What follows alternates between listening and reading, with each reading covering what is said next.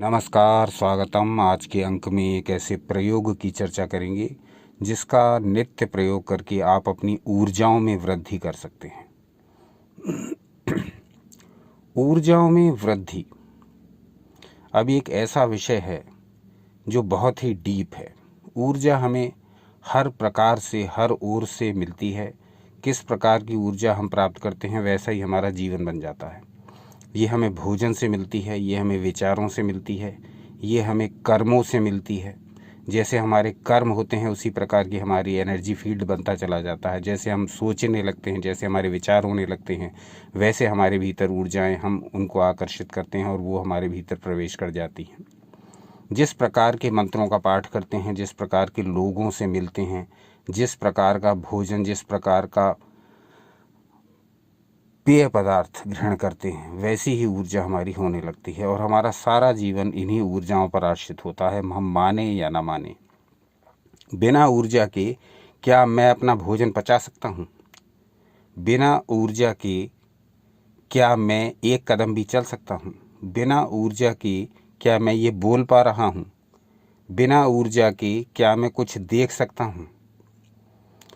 तो ऊर्जा या शक्ति, उसको आप माने या ना माने, इससे कोई भी फर्क नहीं पड़ने वाला है। इस ब्रह्मांड में जितने भी कार्य हो रहे हैं वो सब इस ऊर्जा कहें, शक्ति कहें, के द्वारा संपादित किए जा रहे हैं। मेरे शरीर में से मैं जो ये बोल रहा हूँ और अभी मेरी प्राण शक्ति बाहर निकल जाए तो मैं शव बन जाऊँगा, मृतक हो जाऊँगा और मुझे घर से बाहर निकाल दिया जाएगा, मेरे शरीर को जला दिया जाएगा, यानी दाह संस्कार कर दिया जाएगा। तो ऊर्जा इतनी महत्वपूर्ण है कि हम जीवित ही, हमारे जीवन का एक एक पल ही ऊर्जा की देन है। यदि वायु के रूप में श्वास ऊर्जा हमें एक क्षण भी ना मिले तो हम यहीं पर समाप्त हो जाते हैं। बिना ऊर्जा के एक क्षण भी जीना असंभव है। ये मान लेते हैं या नहीं मानते हैं, इससे कोई फर्क नहीं पड़ता। ऊर्जा का अपना महत्व है।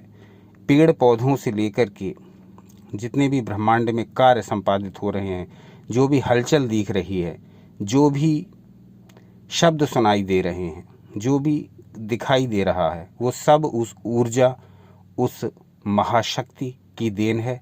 हम इसको स्वीकार करें तो अच्छा, ना करें तो अच्छा, कोई फर्क नहीं पड़ेगा। ऊर्जा अपना काम कर रही है, शक्ति अपना काम कर रही है। ऋषि मुनियों ने ऊर्जाओं के विषय में बहुत काम किया था। वो काम हम नहीं समझ पाए और हमने अपनी ऊर्जाओं को अलग अलग कार्यों में लगाकर व्यर्थ नष्ट किया। और फिर उसके पश्चात जब हमारी ऊर्जा हीन होने लगी तब हम अस्पतालों के चक्कर काटने लगे और उस केमिकल ऊर्जा द्वारा ठीक होने का भ्रम पालने लगे जो हमें लिख दी जाती हैं औषधियाँ। लेकिन हमने कभी ये नहीं सोचा कि हम भोजन से भी ऊर्जा प्राप्त कर सकते हैं, हम मंत्रों से भी ऊर्जा प्राप्त कर सकते हैं, हम अपने विचारों द्वारा भी ऊर्जा प्राप्त कर सकते हैं, हम यज्ञ हवन द्वारा भी ऊर्जा प्राप्त कर सकते हैं, हम मिट्टी के और जल के और पंच तत्वों के संपर्क में आकर भी ऊर्जा प्राप्त कर सकते हैं, हम सूर्य से ऊर्जा प्राप्त कर सकते हैं।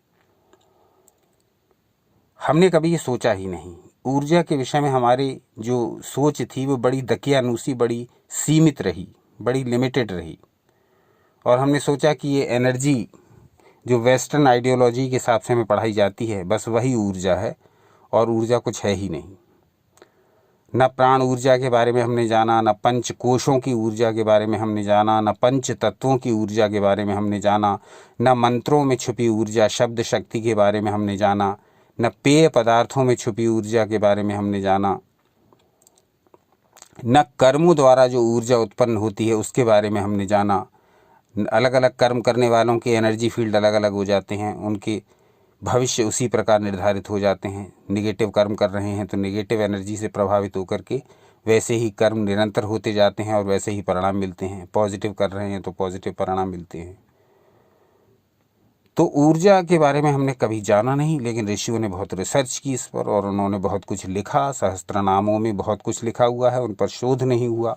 हमने कई सहस्त्रनामों पर काम किया तो पाया कि बहुत ही महत्वपूर्ण श्लोक हैं इनमें और एक एक श्लोक बड़ा बड़ा कार्य करता है। हमने आज एक श्लोक पार्वती सहस्त्रनाम से लिया है जो कूर्म पुराण में वर्णित है।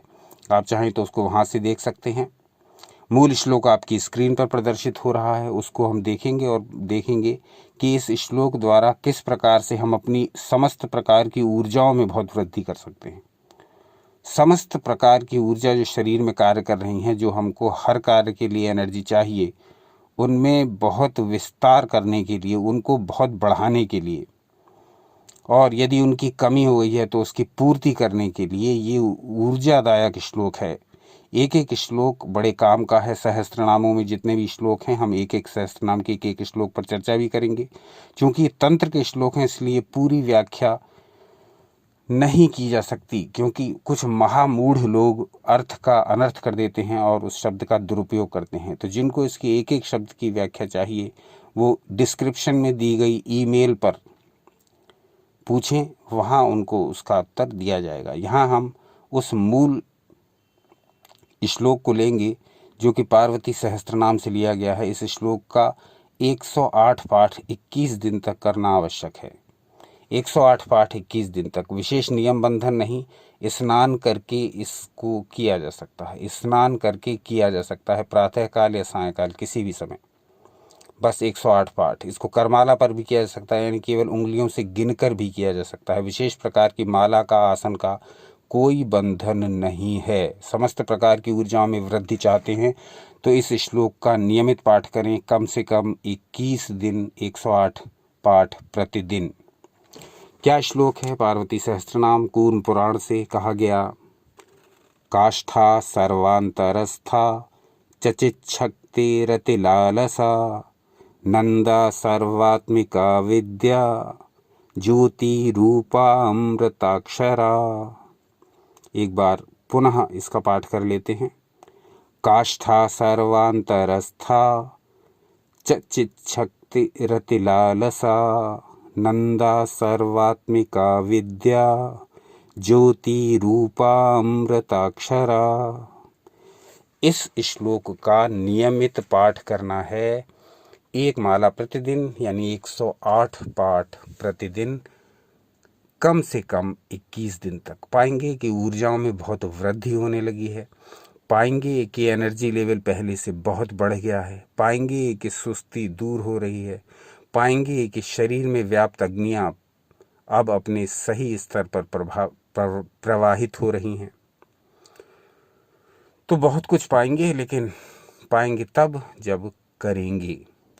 तो इस प्रयोग को जब चाहें प्रारंभ कर दीजिए। गुप्त नवरात्र का एक बहुत ही उपयोगी अवसर उपस्थित है इस समय हम सबके पास।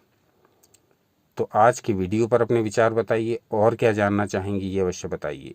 तंत्र ग्रंथों में जो श्लोक होते हैं, उनके एक एक अक्षर का जो विशिष्ट अर्थ होता है, वो सबके जानने योग्य नहीं होता, क्योंकि सबको बताने के लिए उनकी मनाही है। केवल पात्र को बताने के लिए कहा गया है। तो जिनको इसके किसी विशेष अक्षर का अर्थ समझ में ना आए, वो डिस्क्रिप्शन में दिए हुए ईमेल पते पर मेल करके पूछ सकते हैं। अपना अमूल्य समय हमें देने के लिए बहुत बहुत धन्यवाद। सनातन शास्त्रों से जुड़े रहें, सदा आनंदित एवं उत्साहित रहें।